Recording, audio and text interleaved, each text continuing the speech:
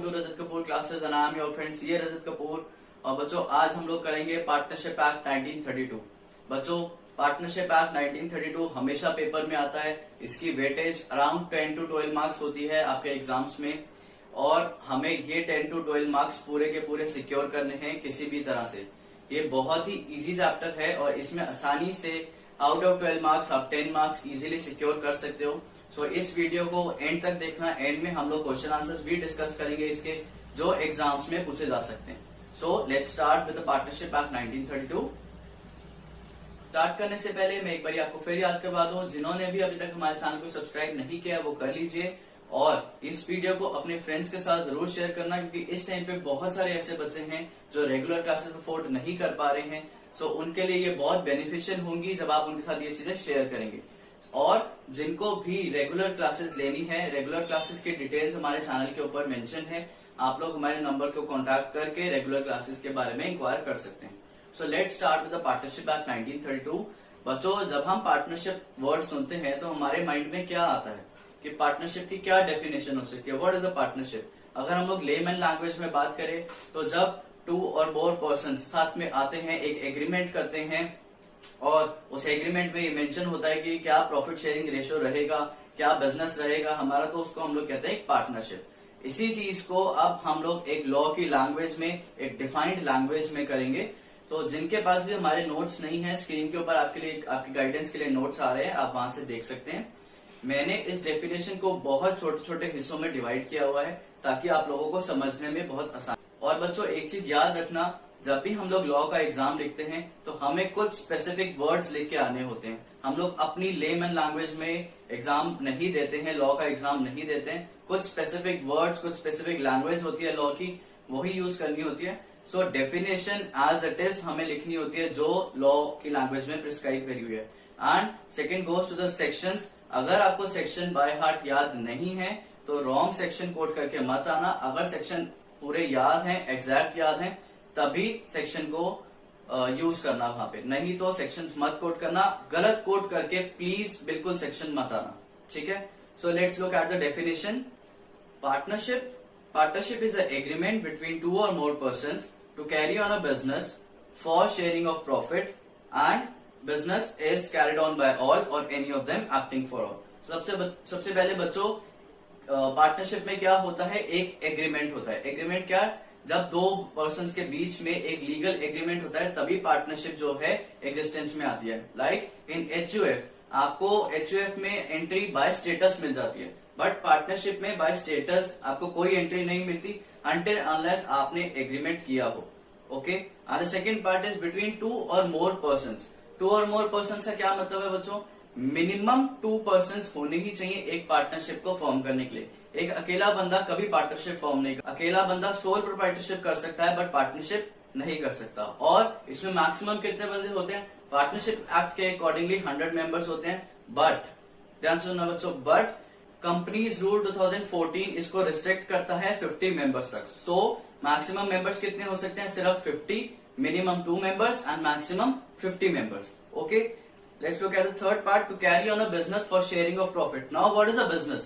Business क्या होता है, बिजनेस कोई भी ऑक्यूपेशन, ट्रेड, प्रोफेशन, इसको हम लोग बिजनेस कहते हैं। अगर आप और आपके फ्रेंड कोई भी 2 बंदे साथ में आ रहे हैं, 2 या 2 से ज्यादा बंदे किसी भी बिजनेस, प्रोफेशन या ट्रेड के लिए, और उसका आपका मोटिव ये है कि आप प्रॉफिट शेयर करोगे, तभी वो पार्टनरशिप कहलाई जाएगी। अगर आप लोग साथ में आ रहे हो एक फ्रेंडली रिलेशन के लिए, आपका कोई बिजनेस टर्म्स नहीं है, तो वो पार्टनरशिप नहीं कहलाएगी।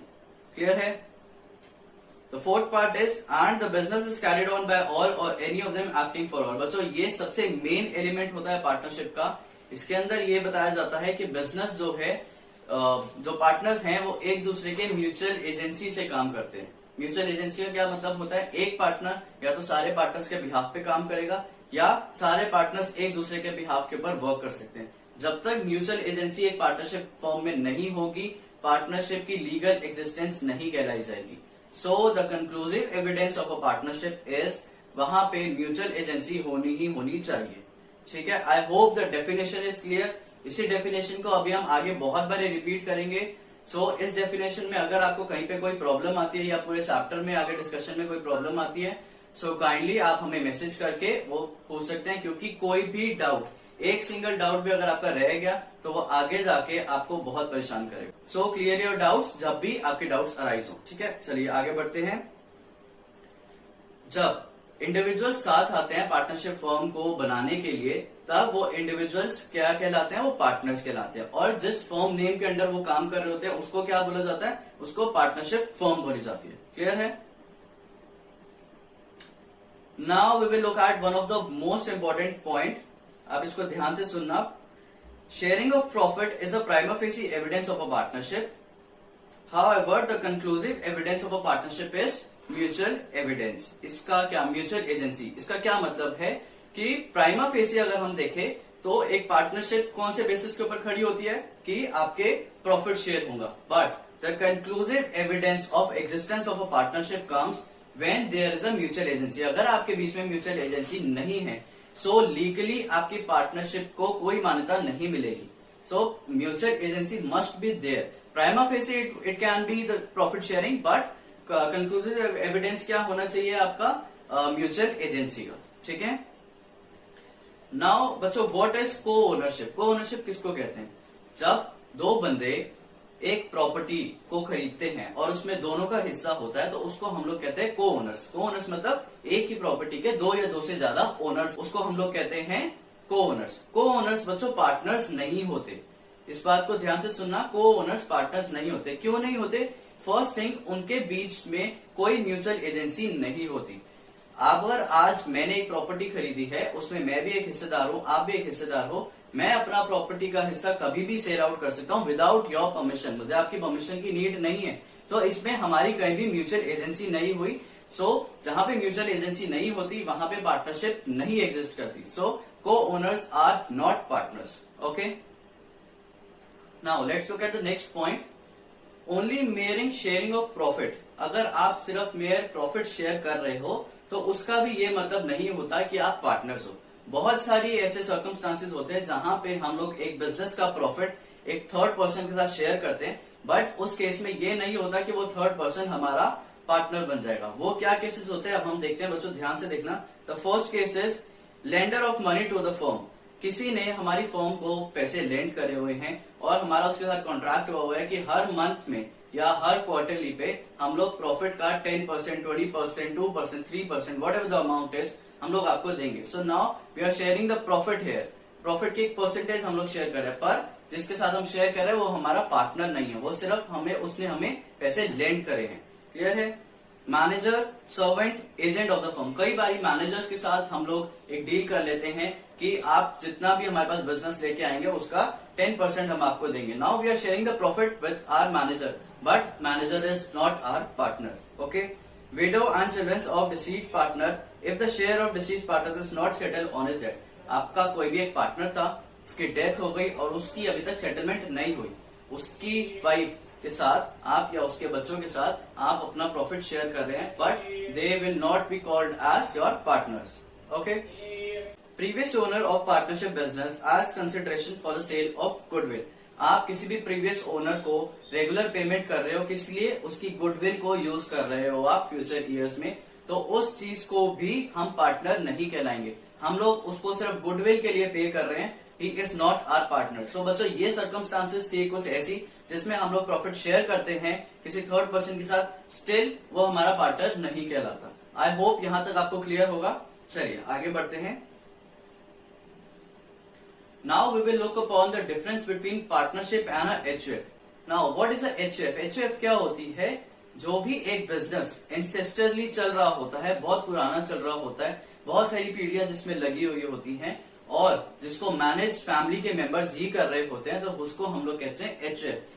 HUF में आप कोई भी बाहर का बंदा एंट्री नहीं ले सकता अनटिल एंड अनलेस वो उस फैमिली का मेंबर हो। लाइक अगर आपने उस फैमिली में बर्थ लिया है तो बाय बर्थ ही आप उसके मेंबर्स कहलाए जाओगे। फैमिली में जितने मेंबर्स होते हैं वो HUF के मेंबर्स कहलाए जाते हैं। जो सबसे मेल मेंबर होता है, सबसे बड़ा मेंबर होता है, उसको कर्ता कहलाया जाता है।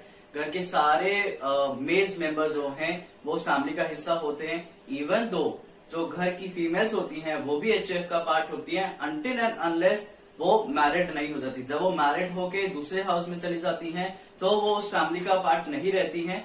और किसी भी मेल मेंबर की वाइफ अगर एंटर करती है फैमिली में तो वो भी एचयूएफ का ही पार्ट होती है। सो अब हम लोग करेंगे पार्टनरशिप और एचयूएफ में क्या डिफरेंस होता है। So first we will look upon the definition. Partnership जैसे हमने किया, partnership is the relationship between the person who have agreed to share the profit of the business carried on by all or any of them acting for all, ठीक है। And what is the HUF? HUF can be defined as the family that consists of common ancestors and all the living males deceased and their wives and unmarried daughters, okay। इसकी creation कैसे होती है partnership की? अभी हमने पढ़ा कैसे creation होती है, एग्रीमेंट से क्रिएशन होती है। और HUF की क्रिएशन कैसे होती है? इसकी बाय बर्थ होती है, ओके। रजिस्ट्रेशन, पार्टनरशिप फॉर्म में रजिस्ट्रेशन कंपलसरी नहीं है, बट अगर आप रजिस्ट्रेशन कराते हो तभी आप सारे बेनिफिट्स क्लेम कर सकते हो। So maximum number of partnership are registered, ठीक है। आपके लिए कोई कंपल्शन नहीं है, बट अगर आप पार्टनरशिप को रजिस्टर करवाएंगे तभी आप उसके बेनिफिट्स ले सकते हैं। और एचयूएफ में ऐसी कोई रिस्ट्रिक्शंस नहीं होती। मैनेजमेंट किसके हाथ में होती है पार्टनरशिप की? सारे पार्टनर्स के पास इक्वल राइट्स होते हैं पार्टनरशिप के। और एचयूएफ में किसके पास होती है? सिर्फ कर्ता के पास। कर्ता कौन होता है? सबसे बड़ा मेल मेंबर जो होता है एक फैमिली का, उसको कर्ता बोला जाता है और उसी के पास सारी मैनेजमेंट होती है।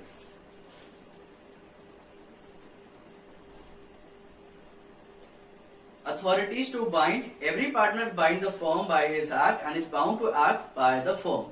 तो एक पार्टनर होता है वो पूरे फर्म को अपने अंडर बाइंड करता है, और अगर फर्म का कोई एक्ट होता है तो सारे पार्टनर्स उसके साथ बाइंड होते हैं। एंड एचयूएफ के केस में क्या होता है? Karta has authority to contract for the family business. ऐसे जैसे हम लोग ऊपर पढ़ा अभी कि कर्ता के पास ही सारी मैनेजिंग पावर्स होती हैं। सो यहाँ पे सिर्फ कर्ता के पास अथॉरिटी होती है सारे डिसीजंस लेने की। लायबिलिटी क्या होती है? लायबिलिटी आपकी पार्टनरशिप में अनलिमिटेड होती है, और जबकि एचयूएफ में सिर्फ कर्ता की लायबिलिटी जो है वो अनलिमिटेड होती है, बाकी को पार्टनर्स जो बाकी मेंबर्स होते हैं उनकी लायबिलिटी जो है वो लिमिटेड होती है। वो अभी हम किसकी एक्सटेंट तक क्या क्या होती है हम लोग आगे पढ़ेंगे। So the next point is right to verify accounts. A partner can bring a suit against the firm for accounts provided he also seeks the dissolution of the firm. Every partner has the right to sue the firm for his benefit। और HUF में क्या होता है? On separation of joint family a member is not entitled for the accounts of the family. जब एक HUF में एक member जो है वो फैमिली को छोड़ देता है तो उसके सारे राइट्स जो है वहीं पे ही खत्म हो जाते हैं, ठीक है। गवर्न कौन करती है पार्टनरशिप को? कौन करती है? Indian partnership act 1932। And HUF किससे गवर्न होती है? हिंदू लॉ से गवर्न होती है। Now the main point, minors members हो सकते हैं पार्टनरशिप के या नहीं, इसके लिए बहुत एक सेपरेट टॉपिक है जो अभी हम आगे पढ़ेंगे, but for the kind of difference हम लोग अभी समझ लेते हैं। पार्टनरशिप में कोई भी माइनर जो है एडमिट नहीं हो सकता एज अ पार्टनर, वो सिर्फ बेनिफिशियरी ऐड हो सकता है। Now what is a beneficiary, ये अभी हम आगे करेंगे। और एचयूएफ में माइनर भी मेंबर कहलाता है एचयूएफ का, जैसे ही उसने बर्थ लिया उस फैमिली में, सो वो उस फैमिली का मेंबर कहलाता है, ठीक है। डेथ, अगर किसी पार्टनर की डेथ हो जाती है तो क्या होता है? पार्टनरशिप फॉर्म को हमें डिसॉल्व करना पड़ जाता है। और एचयूएफ में क्या होता है? अगर एचयूएफ में कोई भी मेंबर की डेथ हो जाती है तो उसे एचयूएफ डिसॉल्व नहीं होती। क्लियर है? सो आई होप आपको पार्टनरशिप और एचयूएफ में डिफरेंस समझ आया होगा। Now we will look upon the difference between partnership and company. Company और पार्टनरशिप में क्या डिफरेंस होता है? Partnership, as we have already discussed, is the relationship between the person who have agreed to share the profit of the business carried on by all or any of them acting for all, ठीक है। Company क्या होती है? A company means company formed and registered under Indian Companies Act 2013. It can be a private company or a public company, ठीक है। Now legal status, partnership का कोई separate legal status नहीं होता, बट वेयर एज कंपनी का separate legal status होता है। Members are different and the company is different.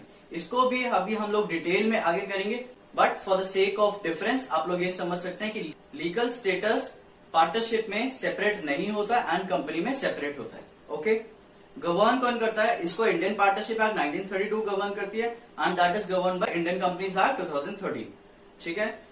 Partnership में मिनिमम मेंबर्स आपको कितने चाहिए होते हैं? अभी हम लोगों ने ऊपर पढ़ा है minimum 2 members must be there. और कंपनी के केस में क्या होता है, अगर तो आपकी प्राइवेट कंपनी है तो मिनिमम 2 मेंबर्स चाहिए आपको, बट अगर आपकी पब्लिक कंपनी है then minimum 7 members should be there. Okay, maximum members कितने होते हैं? जैसे हमने पहले ही पढ़ा कि पार्टनरशिप पे मैक्सिमम 100 मेंबर्स हो सकते हैं, बट कंपनीज रूल 2014 कितना रिस्ट्रिक्ट करती है इसको? 50। सो मैक्सिमम मेंबर्स कितने होते हैं? 50 होते हैं। और कंपनी के केस में अगर आपकी प्राइवेट कंपनी है तो मैक्सिमम सिर्फ 200 मेंबर्स हो सकते हैं, और अगर पब्लिक कंपनी है तो अनलिमिटेड मेंबर्स हो सकते हैं उसके। ठीक है। रजिस्ट्रेशन, जैसे हमने ऑलरेडी पढ़ा है कि पार्टनरशिप में रजिस्ट्रेशन जो है कंपलसरी नहीं होती, बट अगर आप रजिस्ट्रेशन कराओगे तभी आप उसके बेनिफिट्स क्लेम कर सकते हो। और कंपनीज के केस में रजिस्ट्रेशन कंपलसरी होती है। ठीक है। मैनेजमेंट किसके पास होती है? मैनेजमेंट सारे पार्टनर्स के पास इक्वल राइट होते हैं, और कंपनी के केस में बोर्ड ऑफ डायरेक्टर्स के पास होती है। म्यूचुअल एजेंसी, जो हमने ऊपर पार्टनरशिप में करा कि म्यूचुअल एजेंसी पार्टनरशिप में होती ही होती है।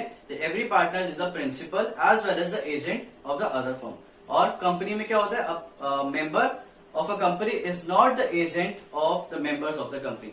जो मेंबर्स होते हैं वो एक दूसरे के एजेंट नहीं होते।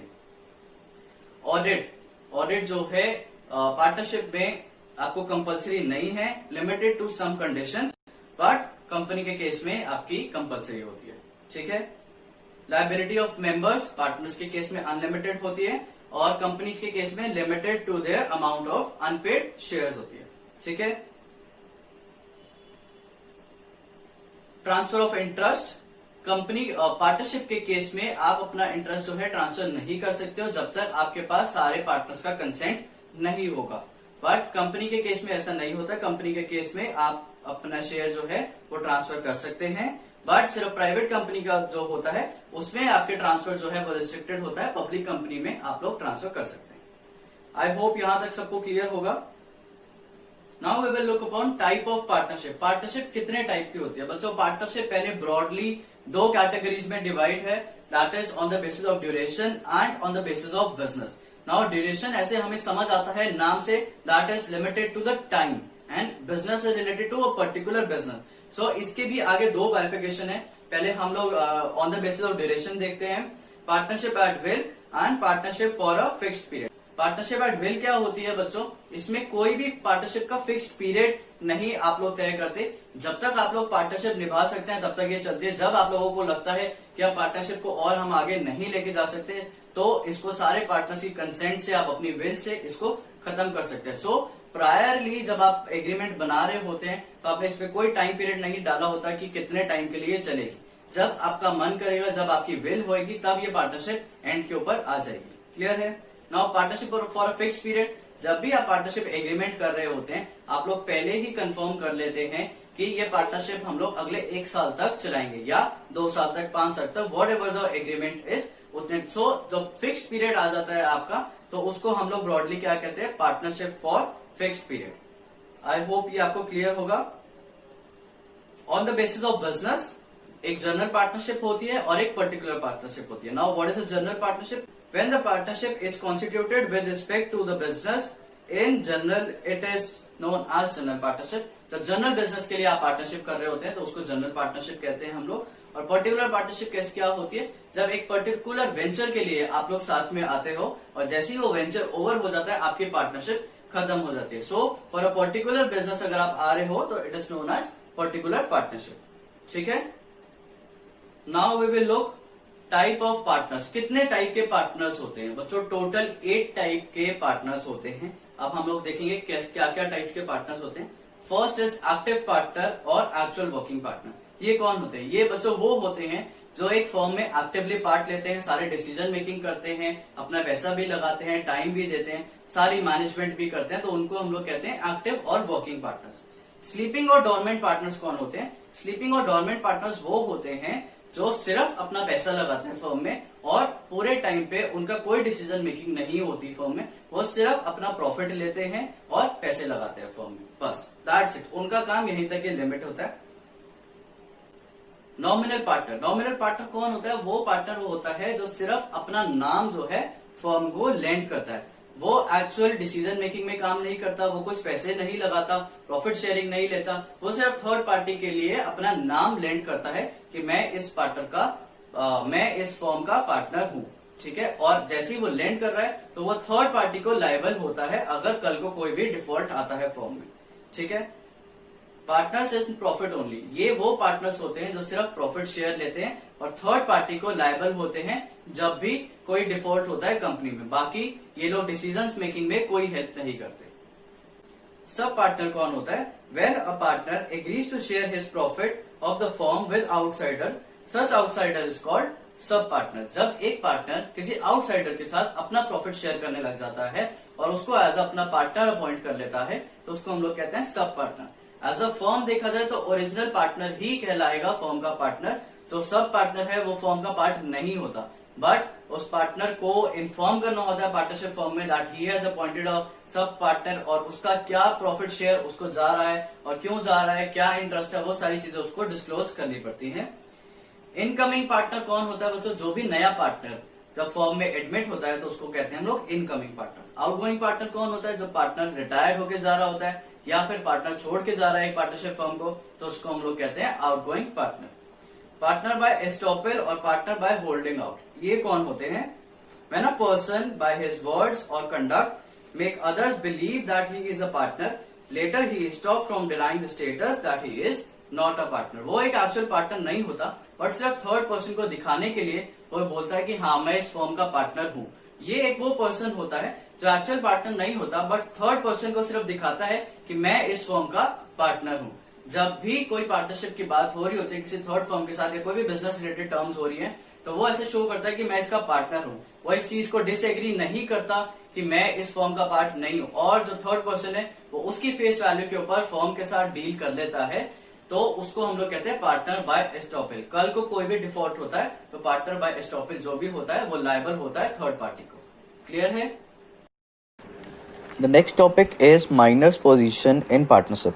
तो बच्चों, पार्टनरशिप में कभी भी माइनर जो है वो पार्टनर नहीं होता, वो सिर्फ बेनिफिशियरी ऐड होता है एक पार्टनरशिप फर्म में। सो कभी भी एग्जाम में क्वेश्चन आए और उसमें पूछा गया कि minor can be admitted as a partner, तो स्ट्रेट फॉरवर्ड आंसर पहले हम लिखेंगे नो, एंड देन आगे हम लोग लिखेंगे he can be admitted as a beneficiary in the firm.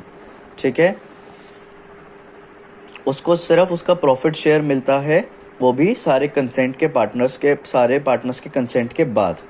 ठीक है, अब हम देखते हैं उसकी क्या क्या राइट्स होते हैं और क्या लायबिलिटीज होती हैं। हर एक माइनर पार्टनर का राइट होता है कि वो अपना प्रॉफिट शेयर ले फर्म से, उसके पास राइट है कि वो इंस्पेक्ट कर सके और कॉपी ले सके अकाउंट्स ऑफ द फर्म की, और उसके पास एक और राइट होता है कि वो अदर पार्टनर्स को स्यू कर सकता है अपना प्रॉफिट क्लेम करने के लिए। क्लियर है? लायबिलिटीज क्या क्या है उसकी? He is liable only to the extent of his share of profit and the property of the firm. वो सिर्फ अपना जितना उसका प्रॉफिट पार्ट बनता है उतने तक के लिए ही लायबल है, और जितने उसके नाम की फर्म की प्रॉपर्टी है उतने तक ही वो लायबल है थर्ड पार्टी को, उसके अलावा उसकी कोई लायबिलिटी नहीं बनती। और साथ में माइनर जो है कभी भी इंसॉल्वेंट डिक्लेयर नहीं किया जा सकता। फर्म इंसॉल्वेंट डिक्लेयर हो सकती है जिसमें एक माइनर पार्टनर है, बट माइनर कभी भी इंसॉल्वेंट डिक्लेयर नहीं किया जा सकता। क्लियर है बच्चों?